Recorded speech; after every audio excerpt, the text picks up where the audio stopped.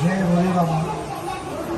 भोले बाबा अपना अवतार में प्रकट है। जय भोले बाबा।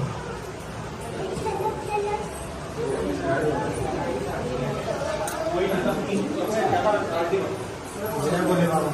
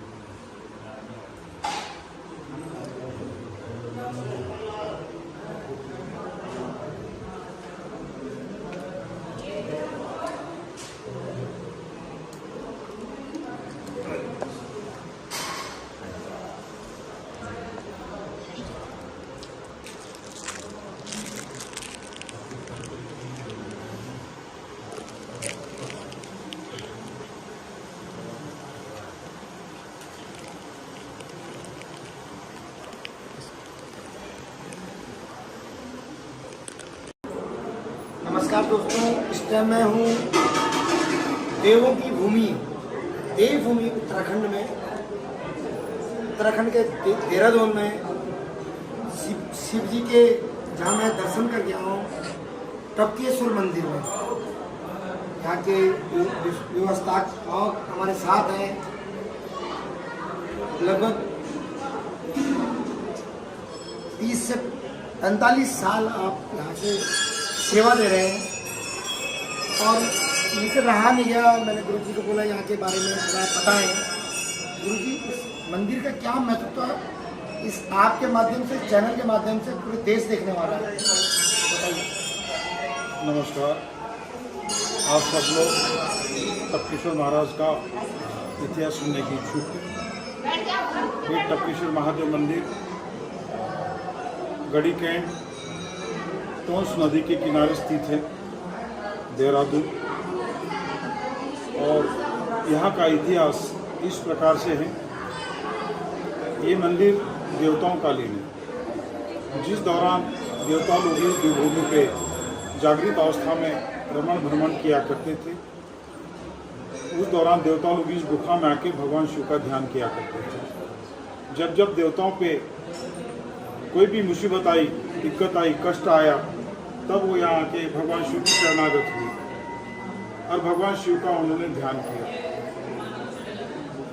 जब जब भगवान शिव की उन पर कृपा हुई और अनेकों बार भगवान शिव ने उनका कल्याण किया, रक्षा की, और भगवान शंकर ने भूमार्ग से प्रकट होके देवताओं को देवेश्वर के रूप में दर्शन दिए और उनका अनेकों बार कल्याण किया। देवताओं के बाद इस गुफा में ऋषि लोग आए, क्योंकि देवताओं की देवभूमि है और ऋषियों की तपोभूमि है उत्तराखंड। ऋषि लोग आए, ऋषियों ने भी आके भगवान शिव की तपस्या की। उनकी तपस्या से प्रसन्न होकर भगवान शिव ने उन्हें भी तपेश्वर के रूप में दर्शन दिए और उनका अनेकों बार कल्याण किया। उसी दौरान महाभारत की दोनों सेना के कुलगुरु आचार्य द्रोण पूरे हिमालय वर्ष का भ्रमण करते हुए यहाँ आए और उन्होंने भी यहाँ आके महाभारत से पहले 12 साल तपस्या की। उस दौरान उनकी पत्नी भी थी साथ में, माता कृपी, और भगवान शंकर उनकी तपस्या से प्रसन्न हुए।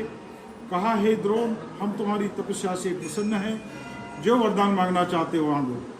तब द्रोण ने विश्व कल्याण, विश्व शांति हेतु भगवान शंकर से धनुर्विद्या का ज्ञान मांगा।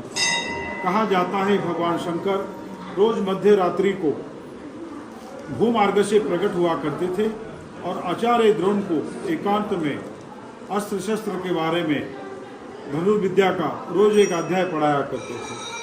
ऐसा करते उन्हें संपूर्ण धनुर्विद्या का ज्ञान भगवान शंकर से यहाँ प्राप्त हुआ।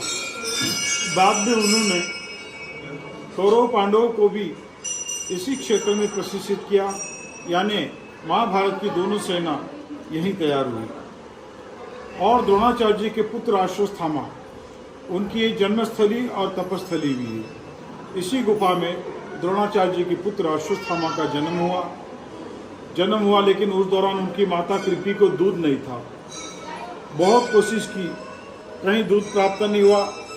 तब तक चावल के ऊपर का माड़ निकाल के वही पानी पिलाते रहे। बच्चा पनप गया, चलने फिरने लगा।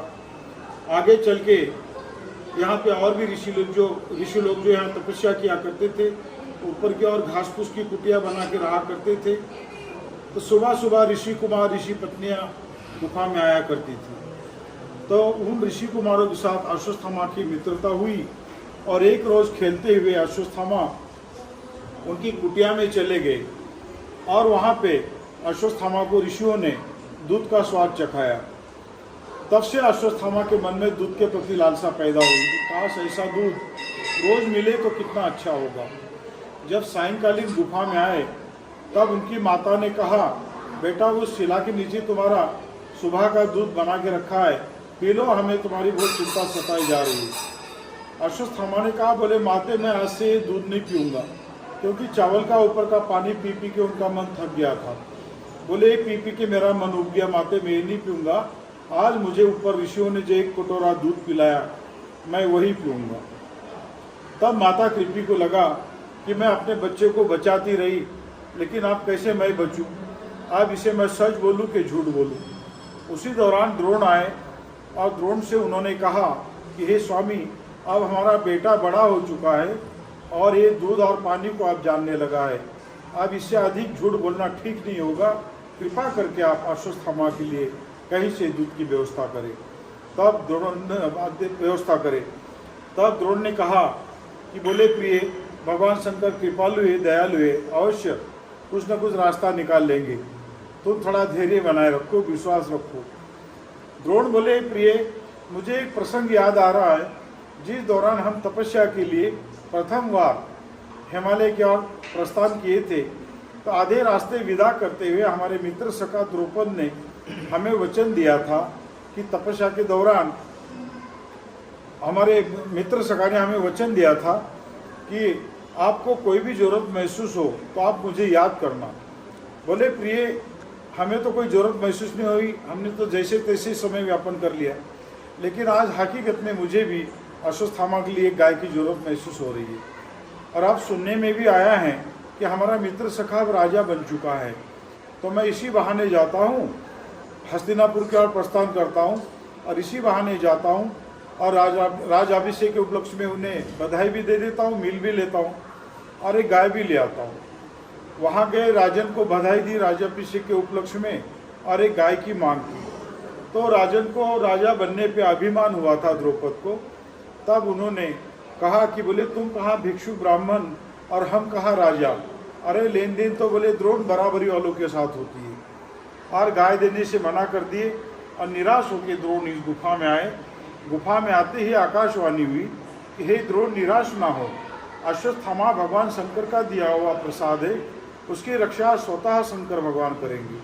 अश्वत्थामा से कहे कि वो भगवान शिव की तपस्या करे। तब अश्वत्थामा ने एक पांव के बल पे खड़े होकर इसी स्वयंभू शिवलिंग के सामने 6 मास तपस्या की, भक्ति योग हठ योग के साथ। हे भगवान, जब तक आपके दर्शन नहीं होंगे तब तक मैं यहाँ से हटूंगा नहीं, और जब तक मुझे दूध प्राप्त नहीं होगा तब तक मैं एक पांव धरती पे रखूंगा नहीं। तो इसी तरह तपस्या करते करते 6 मास व्यतीत हुए और पूर्णमासी के रोज उनकी तपस्या पूर्ण हुई और भगवान शंकर भूमार्ग से प्रकट हुए और पूर्ण रूप से अश्वत्थामा को दर्शन दिए, दूध प्राप्ति का वरदान दिए और अजरामरता का वरदान दिए। और देखते ही देखते गुफा ने गौ के थन का आकार लिया, वहीं से दूध की धारा आई, वही दूध अश्वत्थामा पिए और अपनी भूख प्यास मिटाए। बाद में दूध का सिलसिला यहाँ कलियुग तक चलता रहा। तब तक ये शिवलिंग दूधेश्वर के नाम से विख्यात रहा और कलियुग के लगते ही उस दूध का गलत इस्तेमाल होना, भगवान का नाराज होना और वो दूध था वो पानी रूप में बदल जाना। तब से लेकर आज तक यहाँ निरंतर ये स्वयंभू शिवलिंग के ऊपर प्राकृतिक रूप से जल की बूंदें टपकती है और ये स्वयंभू शिवलिंग का हजारों सालों से अखंड अभिषेक होता रहता है। और तब से आज ये टपकेश्वर के नाम से ये शिवलिंग जाना जाता है। पूरे भारतवर्ष से भक्त लोग आते हैं, टपकेश्वर महाराज का दर्शन करते हैं और पात्रतानुसार टपकेश्वर महाराज आज भी यहाँ सबकी मनोकामना पूर्ण करते हैं। आप लोग भी आइए, देहरादून उत्तरांचल बहुत सुंदर है और पूरा शिवमय है। आप यहाँ पे आएंगे और यहाँ की यात्रा करेंगे तो तभी आपको लगेगा कि हम लोग देवभूमि आए हैं और ये देवताओं की भूमि है। बहुत आपको सुकून मिलेगा और आपका मन वांछित जो भी आपकी मन की इच्छा है, आपकी मनोकामना है, अवश्य भगवान टपकेश्वर महाराज पूर्ण करेंगे। हरि बोल।